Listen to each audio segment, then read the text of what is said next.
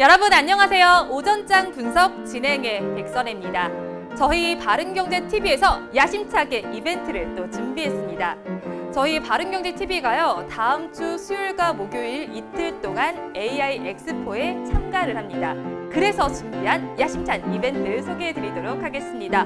먼저 보이시는 번호로 성함만 보내주시면요, 저희 귀여운 바른이가 새겨져 있는 무선 충전기와 그리고 AI 엑스포 초청장 그리고 종목 추천 3일 무료 이용권까지 드릴 예정입니다. AI 엑스포에서 저는 보기가 힘드시겠지만요, 김지연 아나운서님을 또 실물로 만나볼 수 있는 좋은 기회가 있으니까요, 모두 많이 참여해 주시면 좋을 것 같습니다. 문자 많이 보내주세요.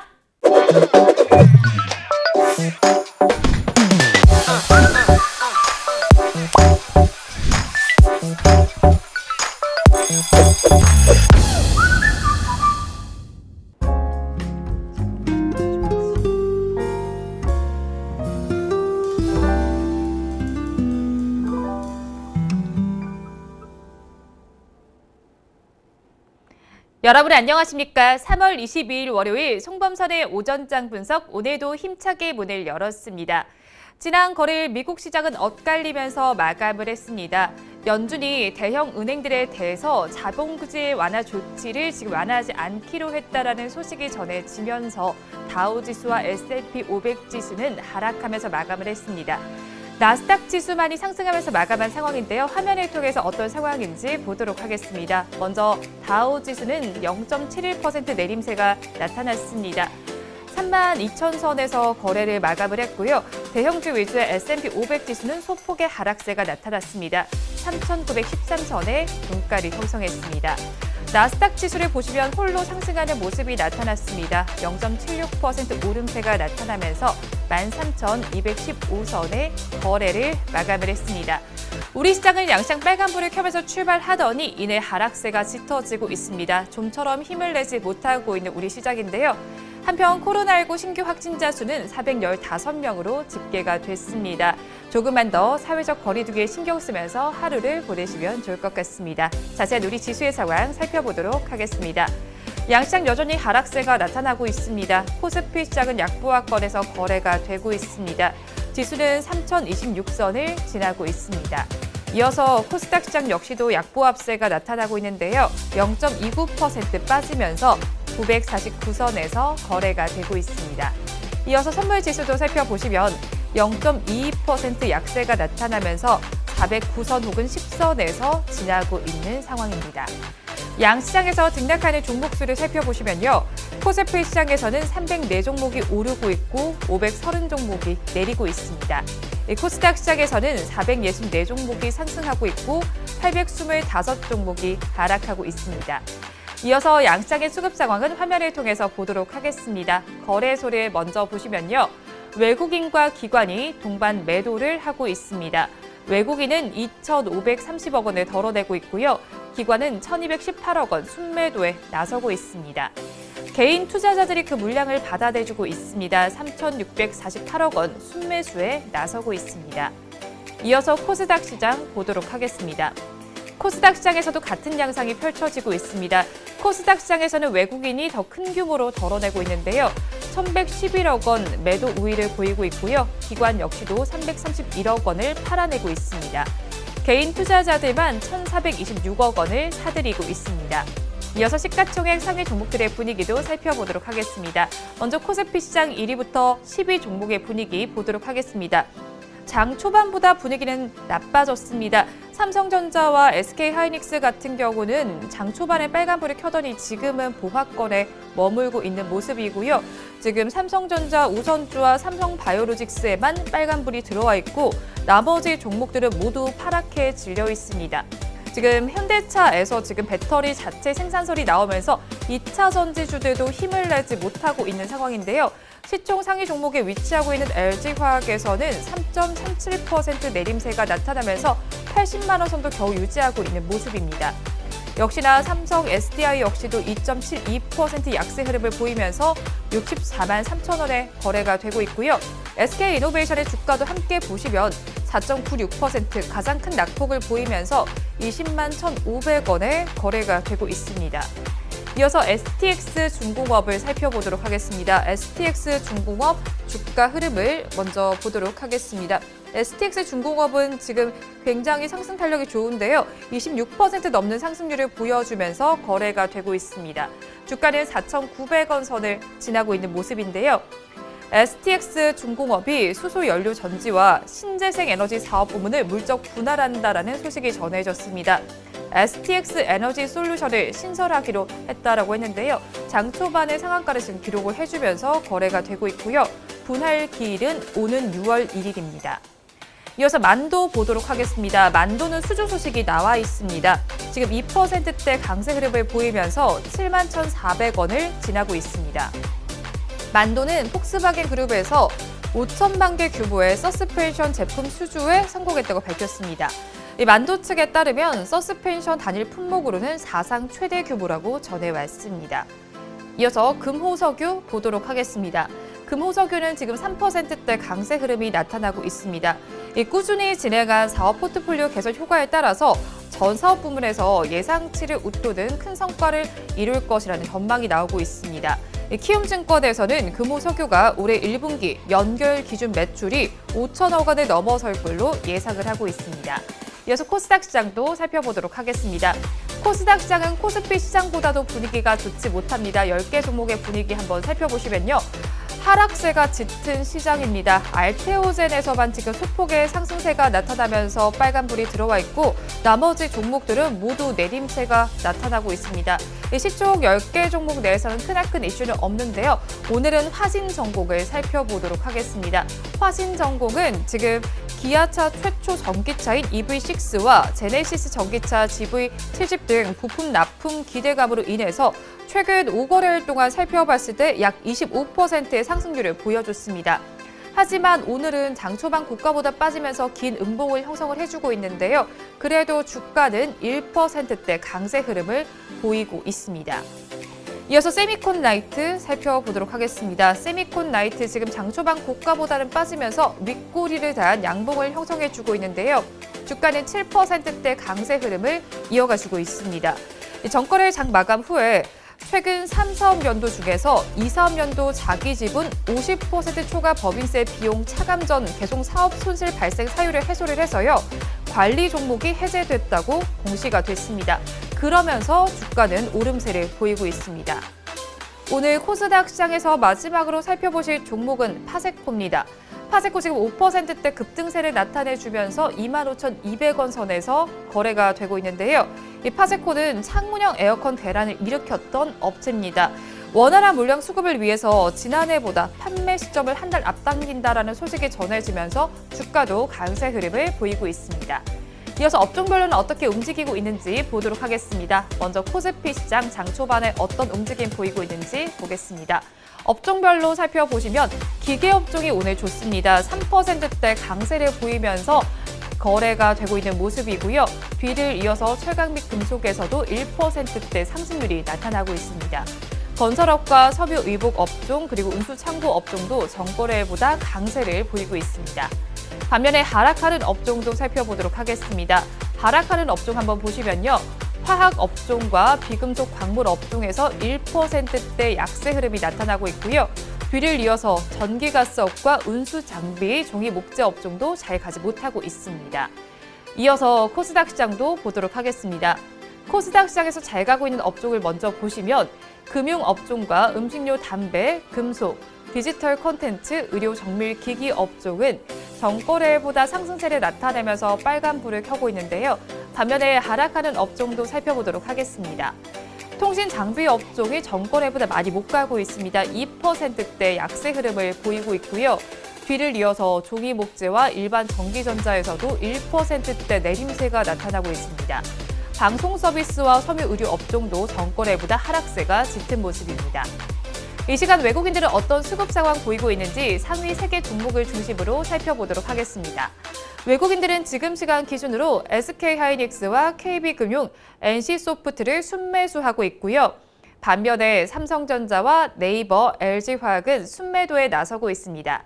지금까지 시황은 저와 함께 보셨고요. 자세한 분석은 전문가님 모시고 해보도록 하겠습니다.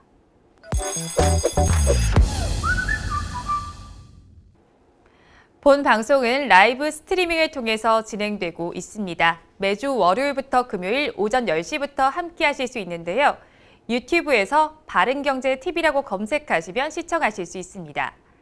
송범선의 오전장 분석 본격적으로 출발해 보도록 하겠습니다. 오늘도 저희 방송 보시면서 궁금하신 종목들은 댓글로 남겨주시고요. 댓글을 주실 때는 매수가와 비중까지 남겨주시면 저희가 조금 더 꼼꼼하게 분석해 드리도록 하겠습니다. 그리고 공개적으로 댓글 남기기 부담스러운 분들께서는 위에 나오는 번호로 성함만 보내주시면 좋겠습니다.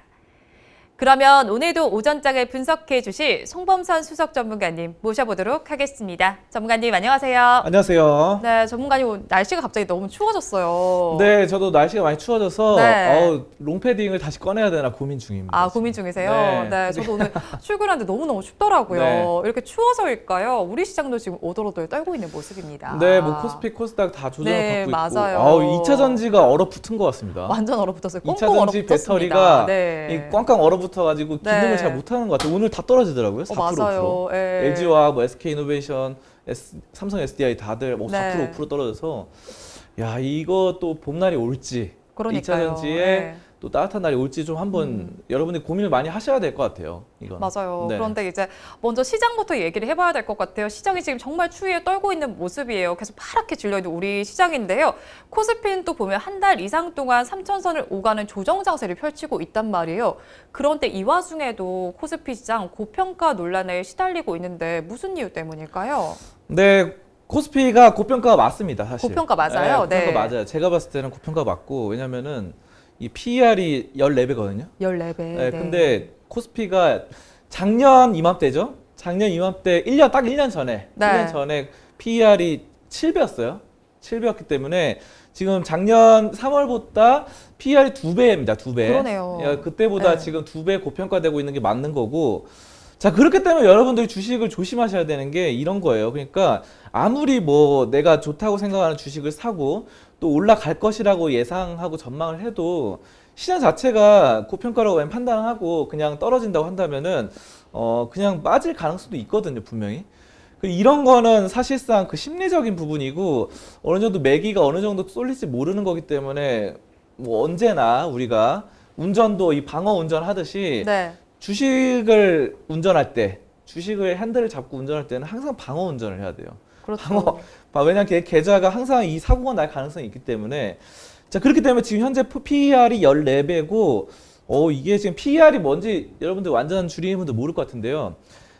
한 주당 벌어오는 순이익에 비해서 주가가 얼마인지 따지는 건데, 이거를 이제 기업으로 친다면은 한 주식, 한 네. 기업에서 순이익이, 단기 순이익이 얼마 나오는 거에 대해서 주가가 높은지, 낮은지를 평가하는 기준이고, 예, 보통 10배보다 낮아야지 저평가됐다고 합니다. 네. 보통. 근데 이제 지금은 14배니까 10배보다 높기 때문에 그냥 단순 수치상으로 따져도 고평가. 고평가가 맞는 네. 거고, 버핏 지수가 있어요. 워렌 버핏이 말한 네. GDP 대비 주가 수익률, 주가 방향 이런 걸로 봐도 버핏 지수로 봐도 고평가가 맞습니다. 네. 이렇게 코스피 투자 매력이 이제 감소를 했잖아요. 그런 상황을 반영이라도 하듯이 거래 대금, 거래량도 많이 줄어든 모습이잖아요. 그렇죠. 이게 그러니까 스마트 머니는 이런 것들을 먼저 접하고 빠져나가는 거죠. 네. 주식이 이제 거래 대금이 많이 줄었더라고요. 거래 대금이 3월 거래 대금 15조로 나왔는데 1월에 26조였어요. 네. 거래 대금이라는 건 거래량에 대한 금액인데 26조였고 2월에 19조. 그리고 지금 15조까지 줄었습니다. 그래서 네. 지금 이달 3월에 들어서 거래 대금 20조 원 이상 된 게 한 번도 없었어요. 그러다 보니까 이제 사람들이 매수와 매도 거래를 안 하고 그냥 다시 추워진 날씨처럼 꽁꽁 묶여 있다. 아니면은 삼성전자 같은 이런 기업들은 그냥 장기 투자하겠다. 왜 팔아 내가 이 주식 그냥 10년 뒤에 팔면 되는데 이런 생각을 가지신 분들이 점차 늘어나고 있고 최근에 주식 인구가 900만 명까지 늘어났다고 하더라고요. 하지만 이 900만 명 단순 수치가 늘어난 건 맞아요. 작년에 500만 명이었거든요. 400만 명이 늘어났지만 이분들이 이제 거래를 안 하고 전부 다 장기 투자로 돌아선다. 대부분이 장기 투자로 돌아선다 네. 한다면은 이건 그냥 묶여 있는 돈이 돼버리기 때문에 활성화 이런 것들을 기대하기 좀 힘들어요. 자, 그렇기 때문에 아무래도 거래량이라든가 이런 것들이 감소된다면은 그렇게 좋은 사실은 아니다라고 볼 수 있고, 아까 PER 측면이 뭐 15배까지도 갔습니다. 이게 네. 올라갔을 때 1월에는. 그러다가 지금 빠졌는데도 14배 수준. 그렇게 싸지는 않다 이렇게 볼 수가 있을 것 같습니다. 근데 사실 이 살펴보면은 코스피가 제가 한 달이라고 말씀드렸는데 최근 2달 동안 전체적으로 봤을 때도 조정을 받았단 말이죠. 그런데 이렇게 고PER을 유지하는 이유가 뭘까요?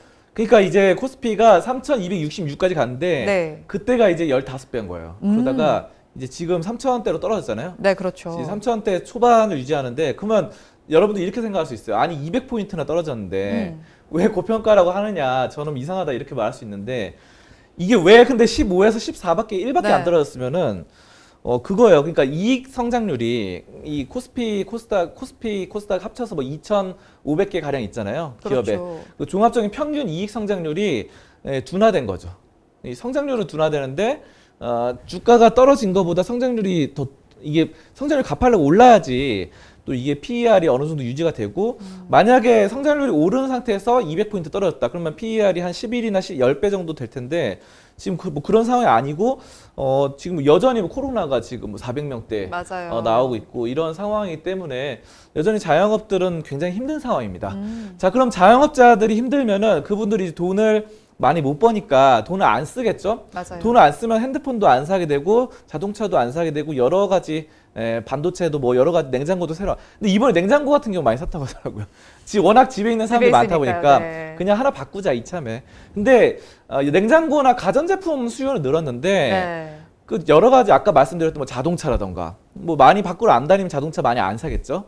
또 핸드폰도 굳이 뭐 바꿀 필요 없다 생각할 수 있고, 옷 같은 것도 수요가 많이 줄어들 수 있어요. 밖으로 많이 안 다니기 때문에. 그런 것들 봤을 때는 기업들의 이익 성장률 이런 것들이 줄어들기 때문에 밸류에이션이 여전히 좀 높은 상황 유지하는 거 아닌가, 뭐 이렇게 생각되고 있습니다.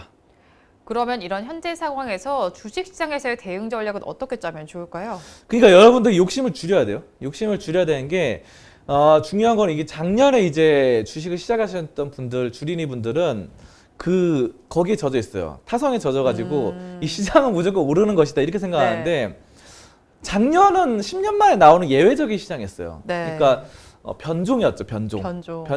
근데 정상적으로 나오는 그런 시장이 아니었기 때문에 그런 거 10년에 한 번씩 오는 거고, 그거에 완전 반대되는 1년 내내 떨어지는 시장도 있다라는 걸 빨리 이거를 심리적으로 받아들여야 됩니다. 그래서 저렴한 주식이 여전히 있긴 하지만 그런 옥석가리기가 굉장히 중요한 거고요.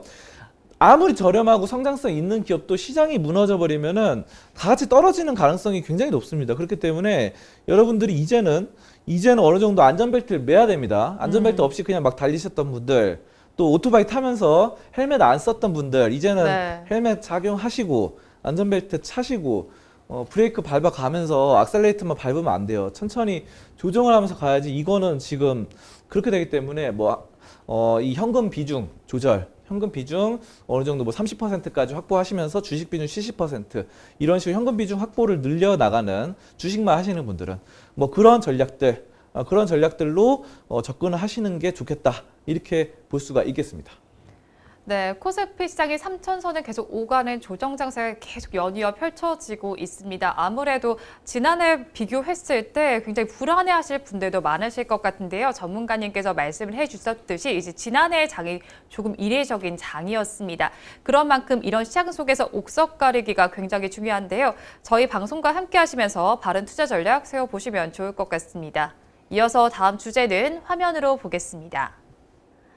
이번 주제 보겠습니다.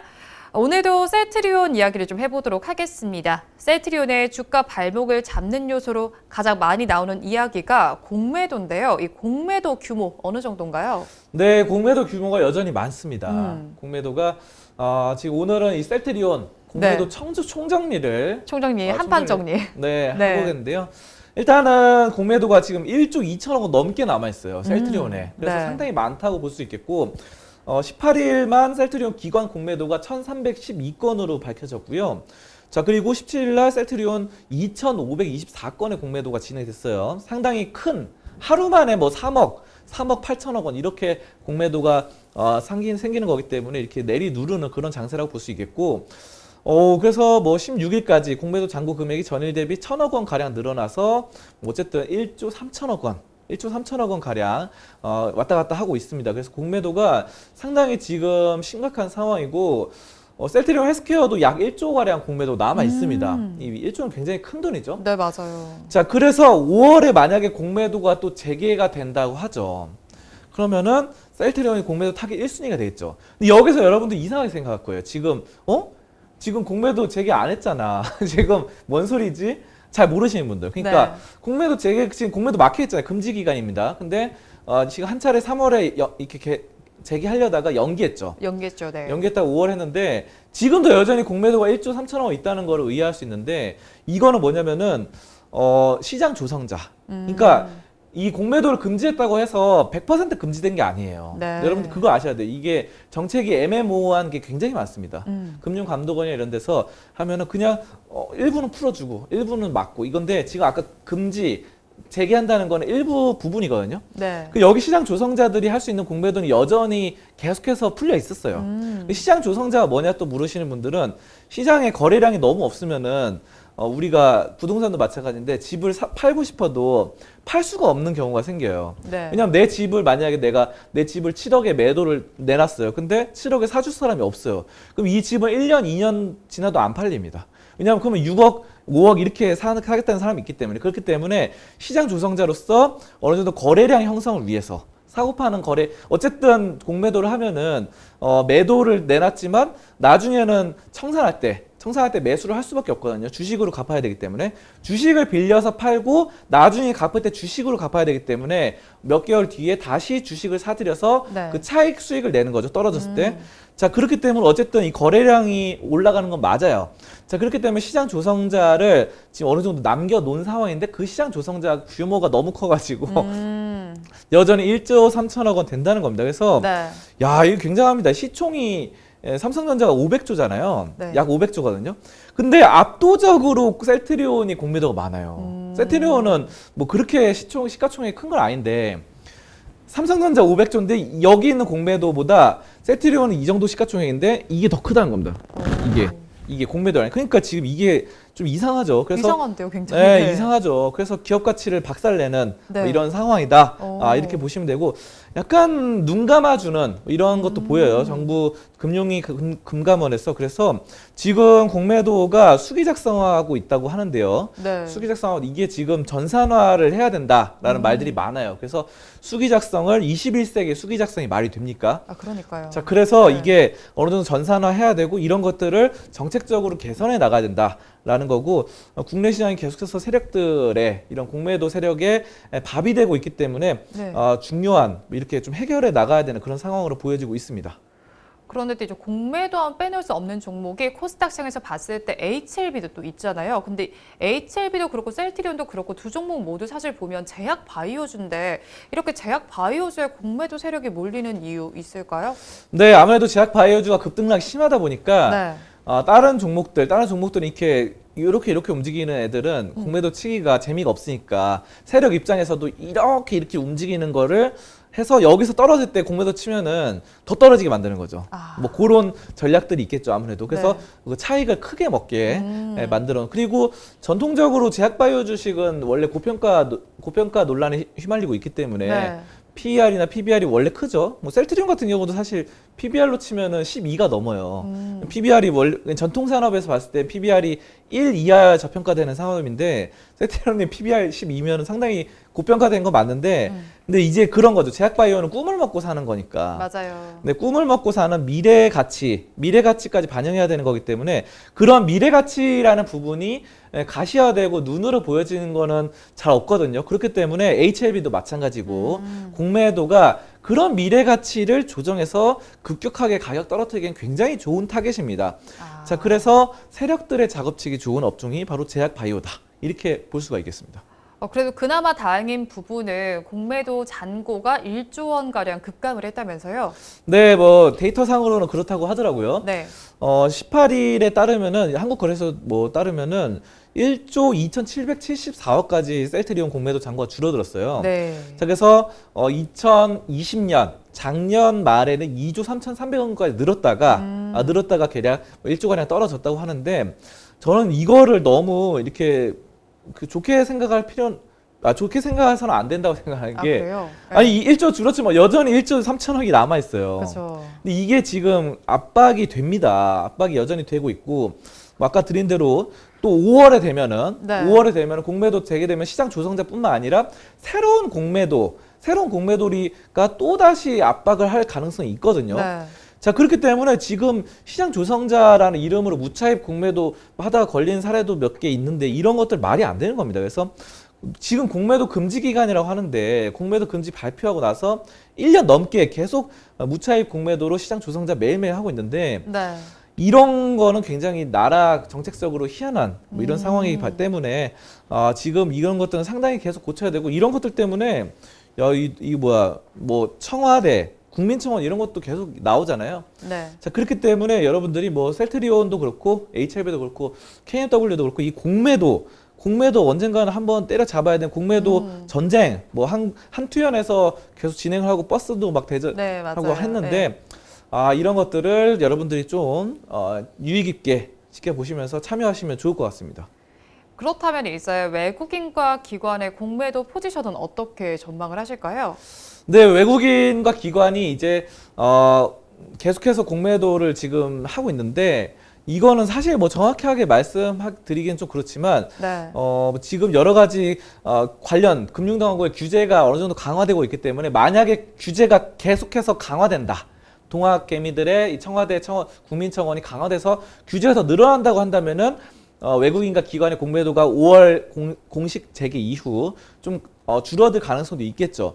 하지만 정부나 금융감독원에서 규제 강화의 속도를 늦춘다거나 아니면 완화한다 이런 식으로 나타난다면 여전히 더 많아질 것으로 저는 보고 있습니다. 왜냐하면 결국 규제가 관건이에요. 규제가 어느 정도로 강하게 할 것이냐 말 것이냐. 예전에 게임스탑 사례에서도 뭐 그런 사례가 있었잖아요. 그래서 공매도를 때려잡는 개인들이 힘을 뭉쳐서 뭐 이런 것들이 나오는데 이런 게 한 번 크게 안 터져주면은 저는 그렇게 봐요. 5월 이후에 더 많아질 것으로 봅니다. 외국인과 기관이. 자, 근데 규제를 때려잡고 개인들의 힘을 합쳐서 게임스탑 사례 같은 그런 게 나온다고 한다면은 기관과 외국인이 약간 움츠하면서 좀 줄어들지 않을까. 뭐 이런 예상도 되는데요. 어쨌든 벌금이라던가 무차입 공매도. 네. 무차입 공매도가 뭐냐면은 보통 이제 공매도가 이제 차입 공매도예요. 주식을 빌려서 네. 주식을 빌린다는 게 차입이죠. 돈을 빌린다는 건데 차입은 이제 보통은 차입하면 돈을 빌린다고 하지만 주식을 빌리는 것도 차입이잖아요. 네. 그래서 파는 게 차입 공매도인데 무차입 공매도는 주식도 안 빌리고 진짜 없는 상태에서 매도를 하는 거거든요. 이건 진짜 말이 안 되는 거죠. 근데 그런 경우들이 많이 좀 종종 적발이 됩니다. 자, 그런 것들에 대해서 금융감독원에서 어느 정도 수사라던가 사이버 수사대 아니면은 실질적인 현장에서 발로 뛰면서 검찰이나 어떻게 잡아야지 이거를 그냥 나몰라라 하고 대충 하고 이러면은 결국은 계속해서 악순환이 반복되기 때문에 이런 점에 대해서는 강력하게 규탄을 하면서 잡을 필요가 있다. 이렇게 저는 보고 있습니다. 네, 공매도 하면 떠오르는 종목이 바로 우리 시장에서는 셀트리온입니다. 그런 만큼 어떤 상황인지 그리고 어떻게 공매도가 일어나고 있는지 이유도 정리해 드렸으니까요. 한번 살펴보시면 좋을 것 같습니다. 오늘 저희가 준비한 주제는 여기까지 알아보도록 하고요. 이어서 여러분들께서 기다리고 계시는 송범선의 종목 분석 시간입니다. 오늘도 여러분들께서 달아주신 댓글 중에서 한 종목을 선정했습니다. 오늘 알아볼 종목은 DB하이텍입니다. 이 DB하이텍은 한정관님께서 댓글을 주셨습니다. DB하이텍 62,808원에 5%입니다. 2개월 넘었는데 자꾸 내려요. 어떡할까요? 잘 부탁드립니다. 라고 댓글을 주셨습니다. 지금 DB하이텍 오늘은 58,000원에 시작해서 56,800원에 거래가 되고 있습니다. 한마디로 얘기해 주세요. 실적 전망치는 좋다. 실적 전망치는 좋다. 네. 네, 뭐 지금 실적은 괜찮아지고 있습니다. DB하이텍이 웨이퍼, 그러니까 기판 투입분 일부 제품 가격 인상에 따라서 네. 실적이 좀 좋아지고 있는 상황입니다. 그래서 여러 가지 증권사들에서도 목표 주가치를 올리고 있는 상황이고요. 자, 그래서 웨이퍼 투입분 일부 제품의 가격 인상을 시작한 것으로 계속해서 영업이익과 매출액이 괜찮아져 보이는데 특히 매출액 같은 경우는 이번에 1조 259억을 기록하면서 9.6% 전년 동기 대비 상승을 했어요. 자, 그래서 이런 것들 고객 제품별 파운더리 가격 인상 반영이 실적에 기여하는 이런 상황으로 보여지고 있고요. 자, 뭐 기계 장치, 내용 연수 변경에 따라서 밸류에이션 멀티플 등등의 상승 이런 것들이 최근에 주가 하락의 원인이었는데 이런 것들은 뭐 만약에 상승 실적이 좀 좋아진다 한다면은 어느 정도 밸류에이션 부분은 해결될 수 있겠다라고 보시면 되겠고요. 8인치 파운드리 공급 부족에 따라서 평균 판매 가격이 상승하고 또 매력적인 밸류에이션 이런 것들 또 예상 부채 비율이 41%입니다. 그래서 네. 이런 것들 재무 건전성 등등이 좀 완화되고 있는 뭐 그런 상황으로 여러분들이 보시면 되겠습니다. 자, 그러면 DB하이텍 차트를 한번 보도록 하겠습니다. 차트 보시면요, 뭐 이렇게 올라가다가 한번 꺾였다가 다시 한번 좀 올라가는데 지금 뭐 상황이 그렇게 나쁘지는 않아요. 나쁘진 않고 이동평균선도 5일, 10일, 또 20일을 나란히 차고 올라가는 그런 상황이고 60일도 지금 어느 정도 오늘 약간 빠지긴 하는데 시장이 안 좋아서 그런 거고요. 만약에 오늘 안 빠졌다고 한다면 어느 정도 정배열로 되고 있기 때문에 정배열 추세가 깨지진 않았다. 깨지지 않았고 최근에 한 3-4달 정도 동안 120일 이동평균선, 장기 이동평균선을 한 번도 하방 돌파한 경우가 없었습니다. 그렇기 때문에 이런 정도는 추세는 완만하게 괜찮은 상황입니다. 자, 근데 지금 아래 보이는 바와 같이 이 정도의 거래량이 여기서 나타나지 않고 있기 때문에 이렇게 거래량이 좀 치고 올라가는 그런 상황이 나타나지 않는다면은 다이나믹한 화끈한 그런 상승은 기대하기 힘들어요. 그렇기 때문에 이 종목을 지금 너무 막 큰 기대는 하지 마시고 그냥 완만한 상승 그 정도로 잔잔하게 기대하시면 상승 실적 좋아지는 거 이런 것들로 기대하시면 좋을 것 같습니다. 네, DB하이텍에 대해서 실적 전망치가 좋다라고 말씀을 해주셨습니다. 차트를 보셨을 때도요, 5일과 10일, 20일 이동 평균선을 봤을 때도 정배열 흐름이 나타나고 있고 또 120일 이동 평균선도 하방으로 나타나질 않고 있습니다. 하지만 급등의 상황은 나타나지 않을 것으로 완만하게 오를 것으로 전망을 해주셨으니까요. 한번 참고해서 투자 전략 세워보시면 좋을 것 같습니다. 종목 분석은 여기서 마무리해보도록 하고요. 이어서 전문가님의 관심 종목을 알아보는 송범선의 시선 시간입니다. 오늘 전문가님의 시선에는 어떤 종목이 포착됐을까요? 전문가님, 오늘은 어떤 종목 가지고 오셨나요? 네, 오늘은 초저평가된 건설사. 초저평가. 네, 엄청나게 저평가된. 저평가 중에서 초저평가. 네, HDC입니다. HDC. 저는 건설사 중에서 가장 저평가된 게 HDC라고 말씀을 드리겠습니다. 굉장히 싸고 저렴하고 그리고 실적도 계속 잘 나오고 있어요. 네.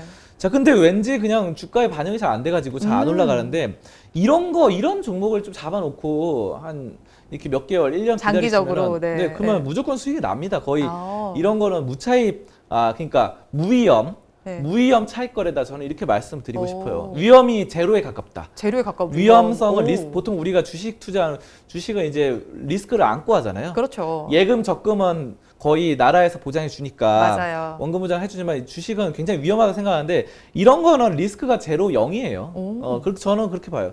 자, 그렇기 때문에 돈 잃을 걱정 안 하고 그냥 투자할 만한 그런 회사다 보고 있고 자, 한번 내용을 좀 보도록 하겠습니다.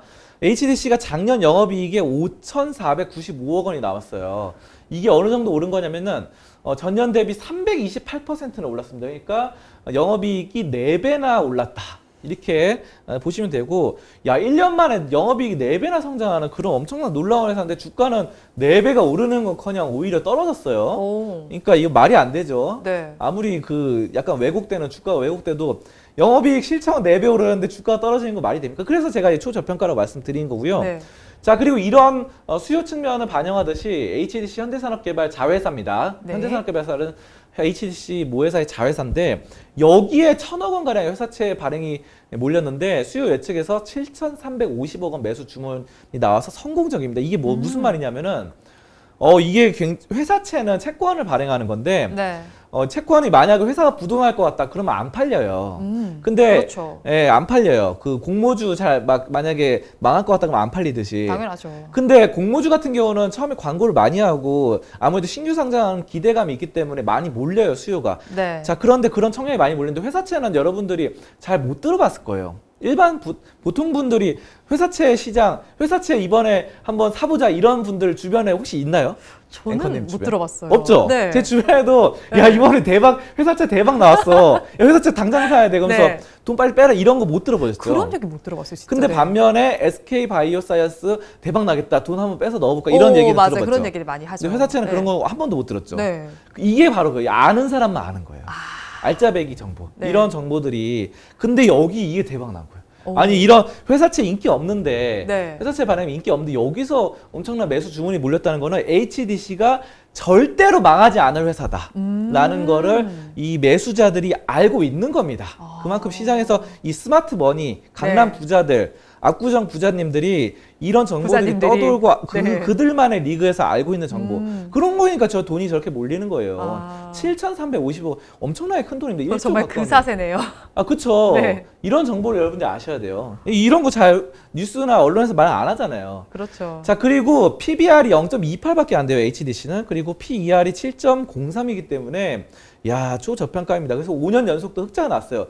적자 기업이 PBR이 낮다. 그러면은 회사가 망해서 청산 가치다. 뭐 이런 식으로 볼 수도 있겠지만 이건 절대 뭐 파산하지 않는 5년 연속 흑자인 기업이고 자, 그래서 뭐 영업이익 매출 다 좋고 이게 건설사입니다. 건설사. 그래서 안정적인 수익 구조를 긍정적으로 평가하고 채권 매수 의사가 계속해서 좋게 몰리는 상황입니다. 그러면 HC가 뭐 하는 건설사인데 뭘 만드는 회사인지 한번 보도록 할게요. 네. 화면 한번 보도록 하겠습니다. 이 화면인데요. 이게 지금 아이파크가 대표적인 거예요. 파크. 그래서 여기 이런 것들 하는데 여러분들 이거 화면 가운데 요거 보이시죠? 요거 네. 뭐 많이 보셨을 텐데 뭡니까? 용산역입니다. 용산역. 용산역에 가면 아이파크 몰이 여기 있어요. 네. 용산 아이파크 몰 있죠? 자, 그래서 이거 굉장히 수요가 잘 나오고 있고 최근에 코로나로 인해서 뭐 매출이 어느 정도 떨어졌다고 하더라도 꾸준한 수요. 이거는 HC가 건설도 HDC가 하고 수익 구조도 아이파크 몰을 HC가 운영하고 있고요. 그 왼쪽에 뭡니까? 이거 뭐냐면은 이거 해운대 앞에 아이파크. 해운대 가시면은 그 광활한 바다를 보면서 백사장에서 아이파크 이 멋있는 건물을 보실 수 있어요. 이게 바로 해운대 아이파크다. 여기가 아이파크 타워 이거 HC 본사입니다. 네. 이거 어디 있으면 삼성역 근처에 있어요. 삼성역 여러분들 코엑스 가면 코엑스에서 맨날 보이는 건물이에요. 저도 코엑스 박람회 같은 데 가면은 맨날 보는데 저희가 또 코엑스에서 이번에 뭐 하잖아요. 맞아요. 갑자기 광고를 하는데 코엑스에서도 이번에 AI 대전하는데 네. 그 코엑스에서 수요일부터 금요일까지 하는데 저희 그 박람회 거기 가시면은 옆에 보시면 이거 보여요. HDC 알탁 파워. 이게 본사입니다. 저는 많이 봤고요. 그러니까 이런 건물들 이거 다리도 부산 한 대교도 지어요.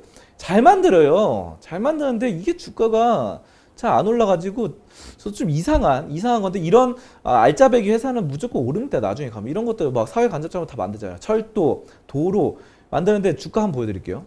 주가 이렇습니다. 근데 이게 진짜 주가 왜 이렇죠? 근데 월봉으로 볼게요. 이 월봉이 네. 심해요. 이래요.